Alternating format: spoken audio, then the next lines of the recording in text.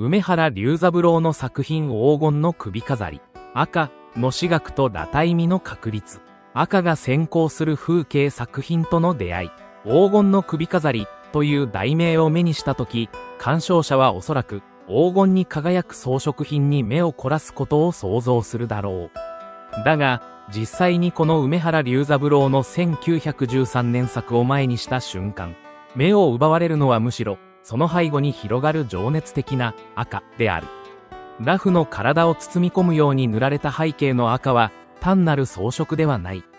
むしろこの赤こそが画面全体の気配と緊張感を支配しているのだ。裸体の肌は柔らかな白を基調としつつ、ほのかな肉色をたたえている。その肌を背景の赤が強く押し出し、まるで肉体が炎に包まれているかのような視覚的錯覚をもたらす。首飾りは確かに黄金であり、静かにその存在を主張しているが、赤という色彩が醸す情念の本流の中にあっては、むしろ沈黙に近い。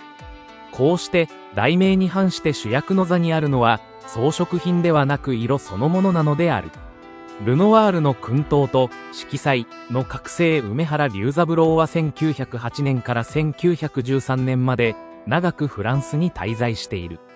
この間、彼が強い影響を受けたのが、印象派の巨匠ピエール・オーギュスト・ルノワールである。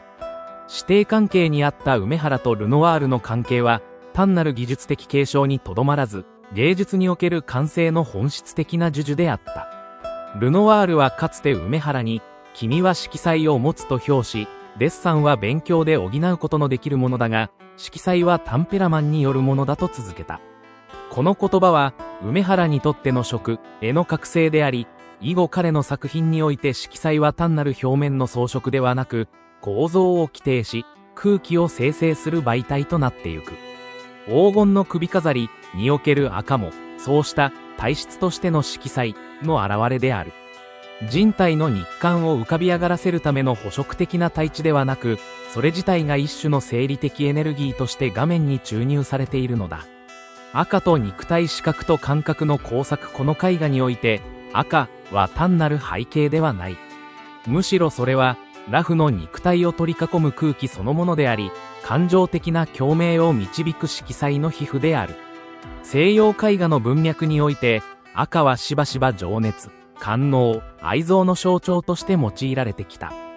だが梅原の赤には、それら象徴的意味を超える独特の感触がある。それは絵の表面に塗られた色であると同時に、肉体の内側から放射されてくるような内燃的な赤である。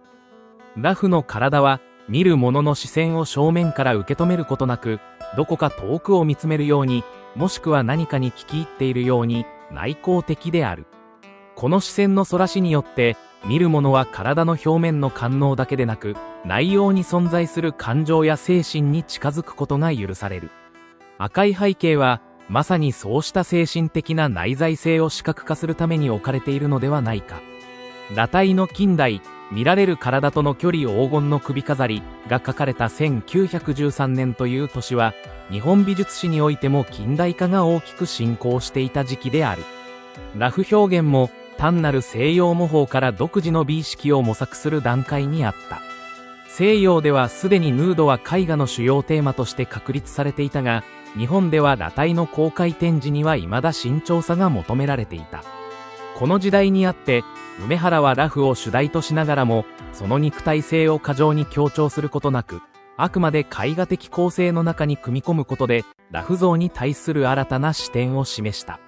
裸婦はもはや、見る対象ではなく、色と形の工作によって生まれる空間の核として、絵画の内部に位置づけられている。黄金の首飾りの裸婦は、視線をそらし、肉体の重みを画面左に預けながら、静かに佇んでいる。その姿は、官能の対象としての裸婦ではなく、色彩の入れ物としての体であり、描かれるべきものではなく、色彩によって生まれるものへと昇華されているのだ。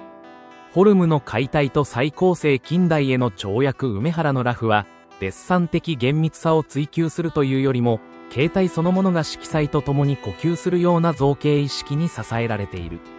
ルノワールのように柔らかく連なるフォルムと明るい色彩の戯れを思考する一方で、梅原の線にはしばしば太く荒く、意図的な、野生が潜む。例えば、裸婦の肩から胸にかけての両冠は、筆触をそのまま残すようにして描かれており、写実的整合性というよりも、むしろ筆跡の感触そのものが形を決定しているように思われる。これはまさに、近代絵画が写実の拘束から解放され、見るという行為そのものを再定義する過程の中で生まれた美意識である。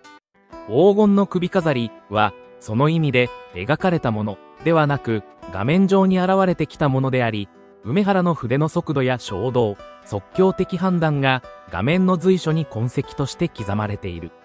象徴としての首飾り性と銅の対比題名にある黄金の首飾りは、画面中央に小さく、それでいて鮮やかに描かれている。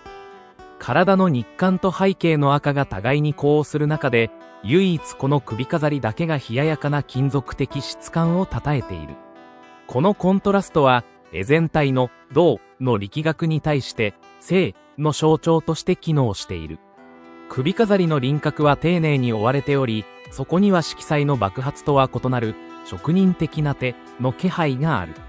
この静筆さがあるからこそ、全体の構成はバランスを保ち、裸婦の体もまた、単なる情念の塊とはならず、抑制された品位を保ち得ているのである。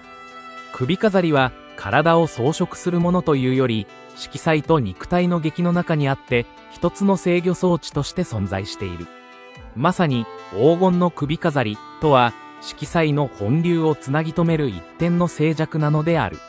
梅原と近代日本絵画への波紋黄金の首飾りは、梅原龍三郎がフランス留学から帰国した翌年に描かれた作品である。梅原はこの後、日本洋画界において長く刺激として君臨するが、その初期においてすでにこの作品のような完成度を示している点に、彼の稀有な感性と見識を感じずにはいられない。この作品は、単なる西洋美術の輸入でも模倣でもない。むしろ、西洋的裸体表現を色彩の精神として咀嚼し、日本的感性によって再構成した日本近代美術における重要な達成の一つである。ルノワールの影響を受けつつも、梅原はやがてその影から脱し、自身の赤の形式を確立するに至る黄金の首飾りは、その転換点に位置する重要な作品であり、色彩が思想となる瞬間を記録した貴重な証言でもある。